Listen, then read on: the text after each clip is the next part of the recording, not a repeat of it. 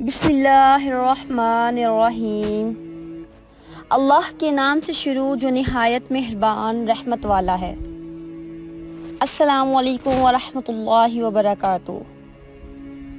حدیث حضرت سیدنا عبداللہ بن عمر رضی اللہ تعالیٰ عنہ سے روایت ہے کہ حضور نبی کریم صلی اللہ علیہ وآلہ وسلم نے ارشاد فرمایا، 4 علامتیں جس شخص میں ہوں گی وہ خالص منافق ہوگا، اور ان میں سے ایک علامت ہوئی تو اس شخص میں نفاق کی ایک علامت پائی گئی، یہاں تک کہ اس کو چھوڑ دے۔